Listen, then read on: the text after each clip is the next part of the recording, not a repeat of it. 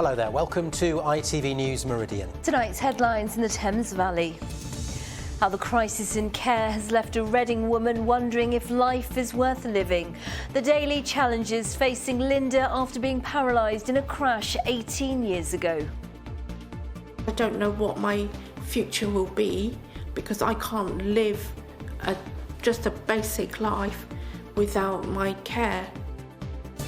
A landmark to some, but a nightmare to others. Swindon Council agrees to refurbish a tower block in disrepair, but some residents tell us they won't be coming back. Also tonight, is vaping bad for your teeth? The new research suggesting it quickens decay. So what's the advice if you vape?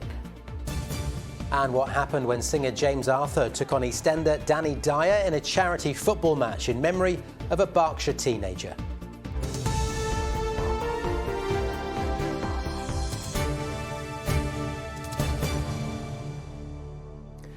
Good evening. The challenges of having a long-term disability and not being able to find the right professional care has left one woman from Reading questioning the value of her life. Linda Yu is paralysed from the neck down and has complex medical needs. She says she can't find people to fulfil her basic requirements because of the employment crisis facing the social care sector. Juliet Fletcher has her story. Linda Yu was injured in a car accident 18 years ago. She sustained a spinal cord injury, which means she's paralysed from the neck down and requires 24-hour specialist care. And that, she says, is hard to come by. There's been times, quite a few times, where I've actually thought about ending my life because I can't see a future without the care that I need. And it's so, I don't know, it's just so depressing, you know, to think that I have to live this life, but there's no one there to support me. For the last 7 years, Linda's partner Michael has stepped in and been her full-time carer. She needs 8 hours of nursing care every day to survive, and on top of that, help with everyday life. It's taking its toll on their relationship. It's extremely hard, especially if you love somebody. It's very difficult to see them struggle. It's like if my daughter will be in the same situation Linda is, that I will do my best to support her and protect her as well. And I would like the best for her. And I think especially vulnerable people, they deserve that because that they have the support and that they can achieve and that they have quality life like we have. Linda's needs are very complex, but without the right qualified help, her life is at risk. We hear stories like Linda's every day about issues with carers and the quality of care. And I'm afraid we're coming back to that old favourite about the persistent underfunding of the care sector and the fact that it's not been treated as a priority for many, many years. And that's really what underpins the workforce problems in social care and getting the right people into those roles. The government said it would make up to £2.8 billion available this year to help support adult social care, rising to £4.7 billion next year. Linda says her life will improve dramatically if more experienced carers can be attracted to the roles. Juliet Fletcher, ITV News, Reading. Masked men armed with weapons have broken into a family home in Ensham in Oxfordshire, stealing items worth around £200,000. On Friday night, a woman was inside the farmhouse along with a 5-year-old girl asleep upstairs. The 5 men came in through an upstairs window and forced the woman onto the floor while they raided the house. They stole 3 rifles and 2 shotguns that were kept in a safe, as well as jewellery, handbags and the victim's car. No one was injured. We are particularly interested in anybody who might have seen vehicles leaving the property or leaving in the area at that time of night.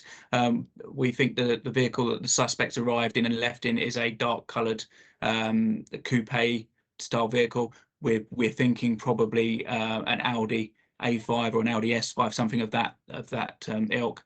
But also the victim's vehicle, which was stolen, which was a blue Nissan Juke, which is still outstanding at this time. Police believe two rapes 3 miles apart in Reading could be linked. Between 1:30 a.m. and 2 a.m. on the 15th of January, a woman in her 40s was attacked in Prospect Mews. Patrols are being increased in the Oxford Road area. Detectives are connecting it to a rape in Emma Green in June last year. They've described the suspect as black, aged between 20 and 30 years old, with a slim build and may have an African accent. A man has been sentenced for a 5th time for drink driving after causing a crash on the M40.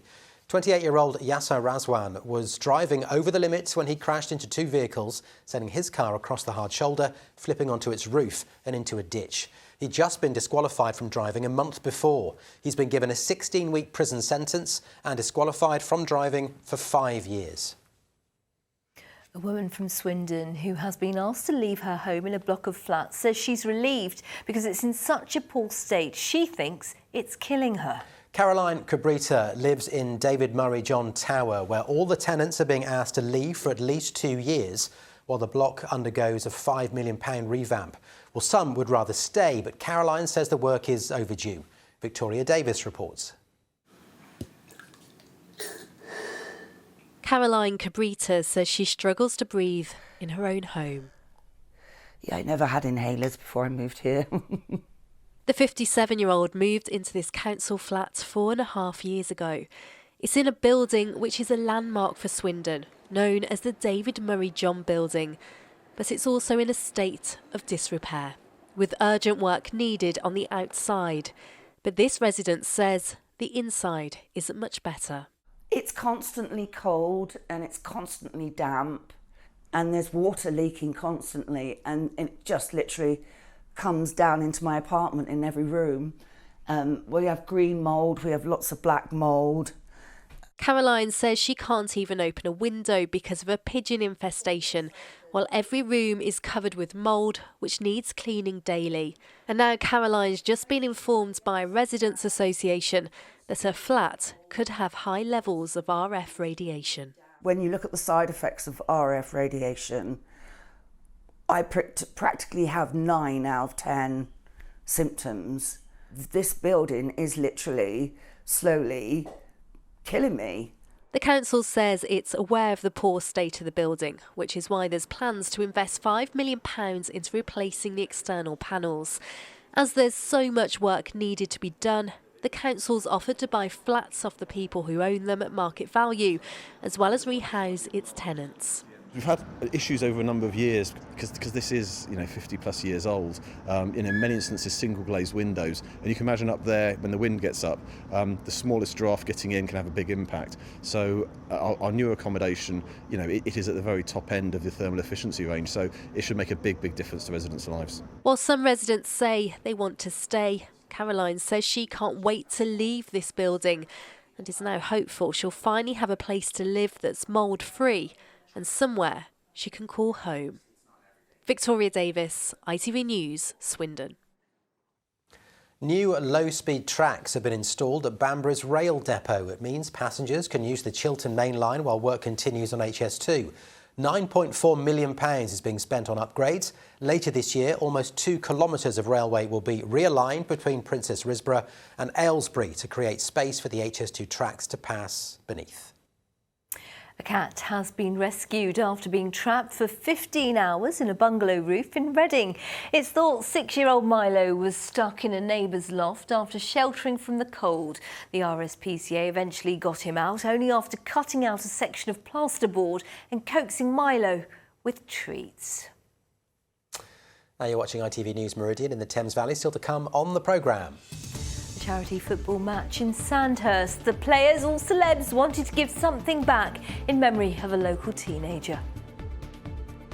And with a bit less low cloud and a bit more high cloud, we get to see some interesting stuff up there. I'll be back a little later with some of your pictures and the full weather forecast.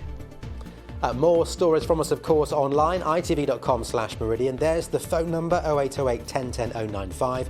And as ever, you can follow us on social media.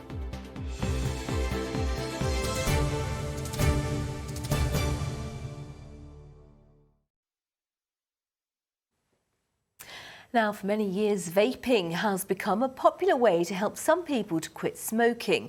But could vapes be damaging to teeth? Well, in the first study of its kind, researchers at a university in America have found vaping could lead to tooth decay.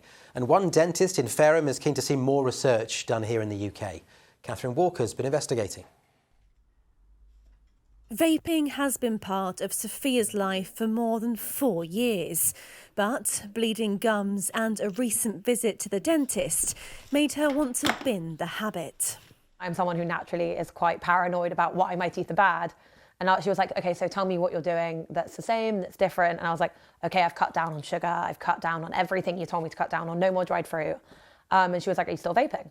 She was like, well, maybe either brush your teeth harder until the point they stop bleeding or just quit the vape. So yeah, we did have that conversation. Vaping has become a very popular stop-smoking device, and around 3 million people in the UK have taken up the habit. But new research from America shows there are risks to oral health, including a 19% increased risk of tooth decay.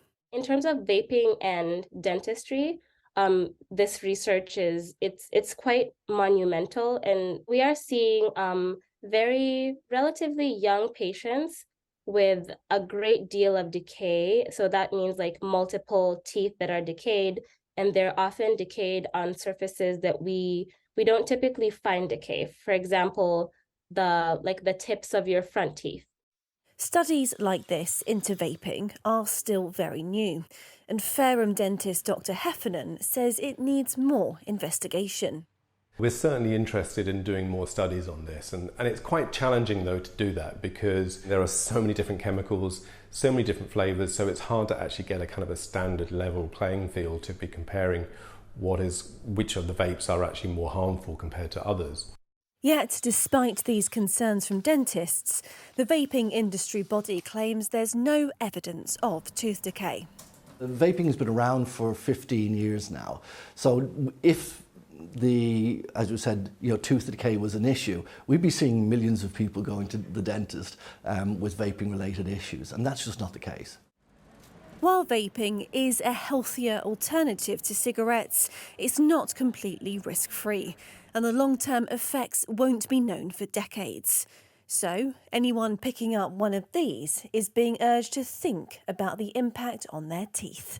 Catherine Walker, ITV News.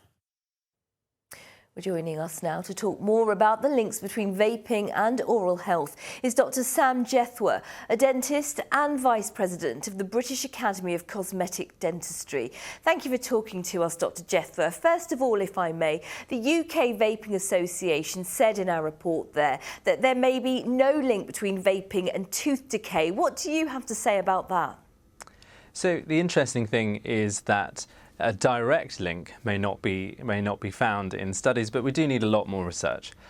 What we do know is that vaping and using vapes does create a drier environment in the mouth, and there's countless studies over decades that show that a dry mouth can encourage multiple issues in the oral microbiome, which can encourage tooth decay, cavities, and gum issues as well. And it is a tricky situation because lots of people rely on vaping to help them to stop smoking. And I guess people like you don't want to discourage anyone from trying to give up smoking. So is it about choosing the lesser of two evils, maybe? It's definitely giving up smoking is absolutely a positive in any capacity. That's the number one thing that people should try to do if you are smoking at the moment. What we're trying to encourage is an awareness of vaping and the issues surrounding that, where vapes are used often a lot more hours during the day than smoking, and so drying your mouth out for many hours across the day could encourage those risks that I mentioned earlier. But also it's being taken up by children and people who haven't smoked as well. So we're starting to see nicotine, which is in the vapes, and people getting addicted to the vapes. And of course, it's better to have nothing. So that's also a concern, the younger populations picking up a new habit. So lots of research going on currently, I expect then. Yes, and there's so much more to do. We have years and years worth of research and studies that can link smoking to things like mouth cancers, lung cancers, heart disease, all sorts of issues. And we're still not quite there with vaping yet. What we do know is that there's no tar and carbon monoxide and things in vapes, so that's a positive. But we really just don't know. It will take a long time for us to really be sure that it's perfectly safe. And Dr. Jethro, what is your advice for people watching this who do vape and they might be worried that they are ruining their teeth? People are worried, and I have colleagues and patients of my own and GPs that I speak to in London who are finding that a lot of people are vaping, and many of those are not smokers. So if you're not a smoker, I'd say think twice about picking up another habit that we don't know much about yet. If you are a smoker, try to stick to using the vape maybe as frequently or a little bit less frequently than the cigarette, but definitely not all through the day and keeping it beside the pillow, which is often an anecdote I hear a lot about. Last thing you do before you go to bed and first thing in the morning. Dr. Sam Jethro, some good advice there. Thank you for talking to us today. Thank you, Sangeeta. Now, the ITV Evening News is, of course, coming up after us this evening with details about their programme tonight. Here's Charlene White. Coming up at 6:30, schools will be out for strikes. Teachers get ready to press ahead with nationwide walkouts this week. The Prime Minister attempts to get back to business by promising the biggest cut to NHS waiting times in history. Plus, the foul-mouthed WhatsApp messages sent by a former Bond actor over a film that never got made. And the best things in life are free, but you can get them. The world says goodbye to the man who became a Motown trailblazer. Join us for those stories and more from 6:30. Charlene, thank you. Let's talk to Sarah now, who's got all your sport. And Sarah, we're still up for the cup. We are, yes. Thank you, Sangeeta. Yes, two of our sides are still dreaming of Wembley, and we'll be watching tonight's draw with much excitement. Sadly, Paul Ince's Reading side couldn't spring a surprise at Manchester United, but Southampton and Brighton march on.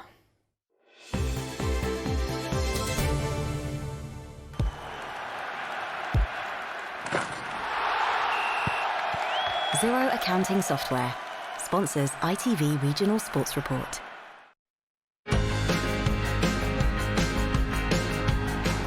This is what the FA Cup means to our players and to our fans. Brighton achieving that euphoria thanks to an injury-time goal from Japan winger Karu Mitoma.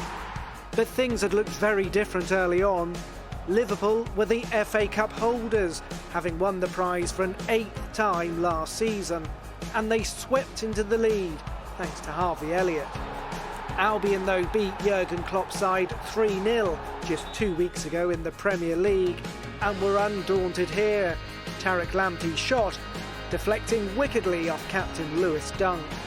And then, 2 minutes into stoppage time, Mitoma kept a cool head to book Brighton's place in the 5th round. Southampton are also through, with Romain Perraud's fierce free kick setting them on their way.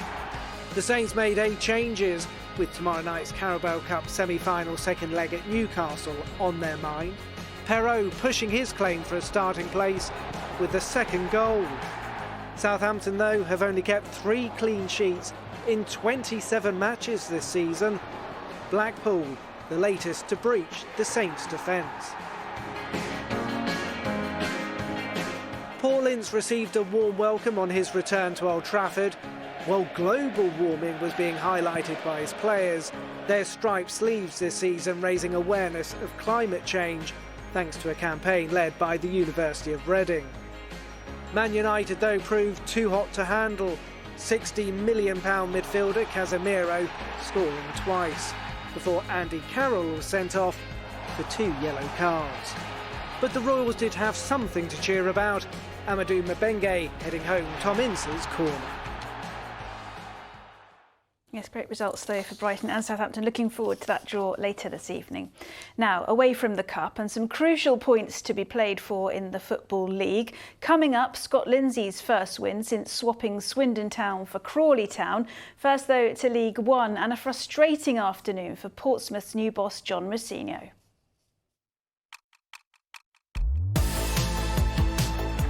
Portsmouth boss John Mousinho conceded his side were the poorer team for the opening hour at Peterborough, but questioned a second-half decision that could have changed the course of the game. When Rico Hackett came off the bench, it looked like he'd halved Pompey's deficit, only for referee Robert Madden to disallow the goal for offside.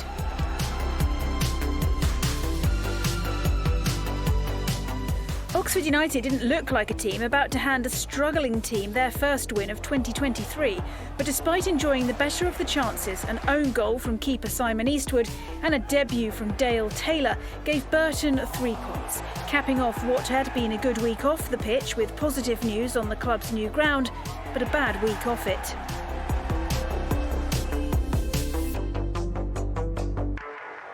Crawley Town hadn't been in action for 26 days due to a string of postponements. On Saturday, though, the players handed new boss Scott Lindsay a perfect start with victory over playoff-chasing Salford.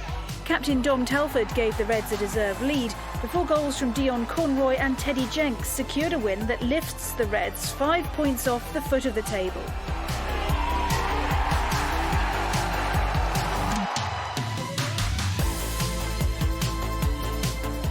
And another team desperate to distance themselves from the bottom, Gillingham, gave playoff-chasing Swindon Town a shock. The Kent side were 3-1 up within the opening 15 minutes. Timothy Deng with their first before Will Wright struck from the spot. Tom Nichols scored their third. A Charlie Austin brace, though, earned Swindon a point.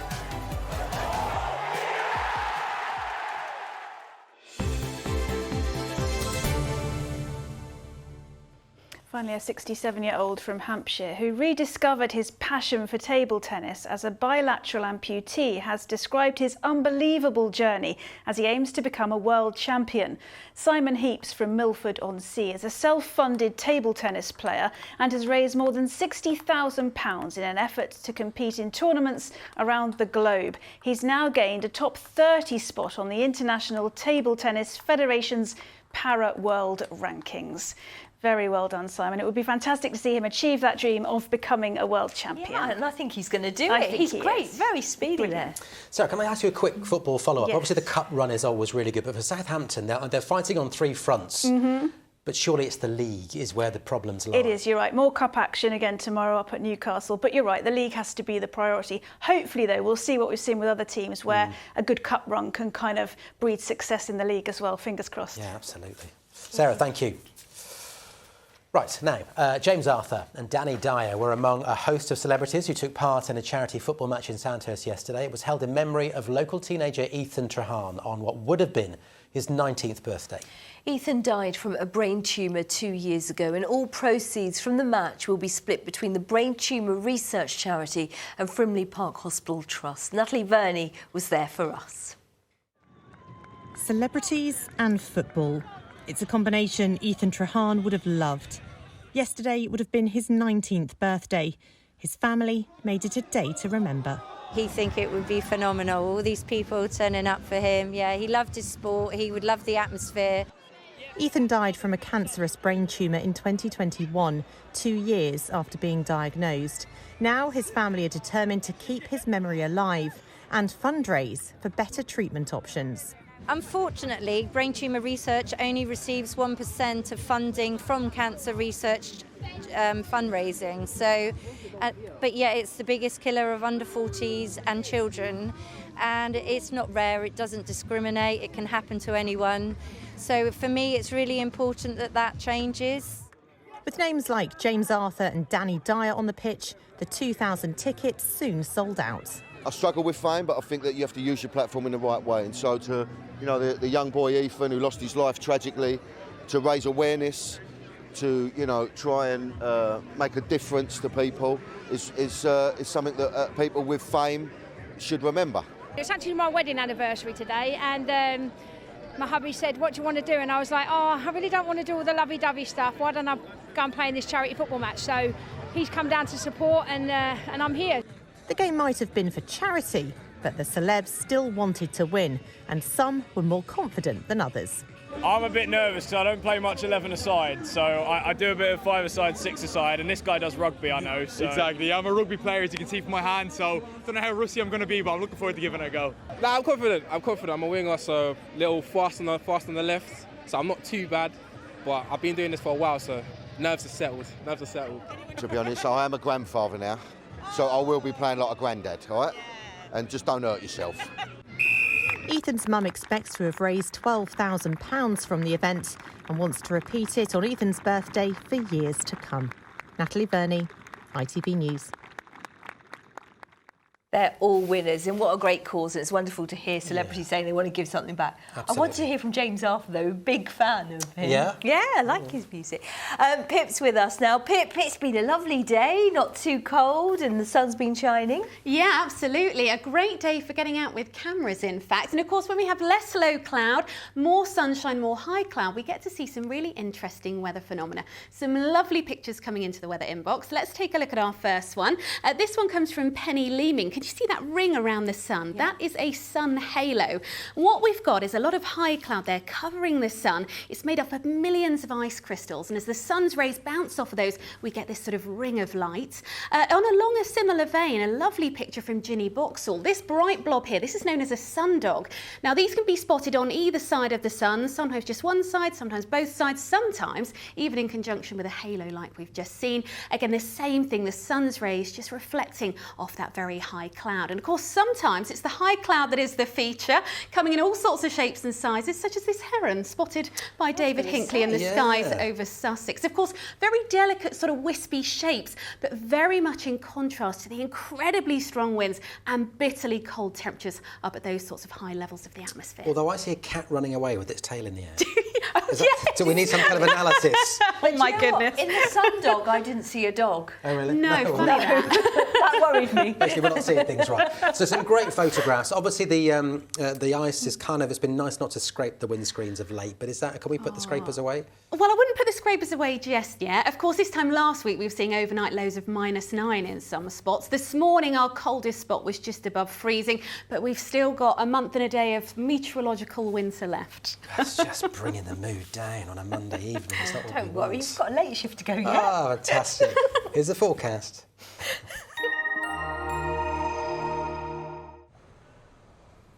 Feels like home, whatever the weather. Valent Boilers and Heat Pumps sponsors ITV Meridian Weather. All looking pretty quiet on the weather front over the next few days. Then a good deal of dry weather, becoming increasingly cloudy, I think, as the week wears on. But for all of us, feeling quite a bit less chilly than it has done over the last couple of weeks. And we've got high pressure to thank. It will sit just towards the southwest of us throughout the course of this week, feeding in air from a relatively temperate westerly direction. And whilst we will have a couple of fronts drifting our way, as they run into that high pressure, they're not going to amount to much. A bit more clouds, certainly, and perhaps just a few spots of light rain or drizzle. Out there at the moment, though, we're looking at dry and fairly clear conditions. And underneath those clear skies this evening, temperatures perhaps dipping just low enough for a touch of frost in places. But as the night wears on, the cloud will increase from the northwest, bringing the temperatures back up. So I suspect by dawn we'll be sat at around 3 or 4 Celsius for most.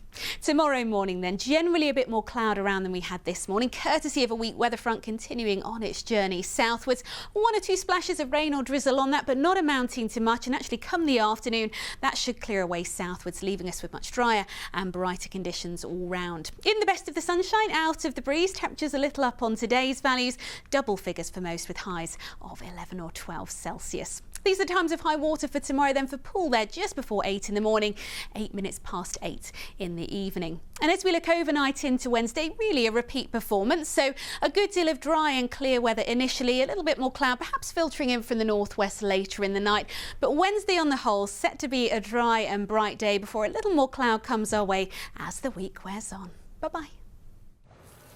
Valent sponsors ITV Meridian Weather.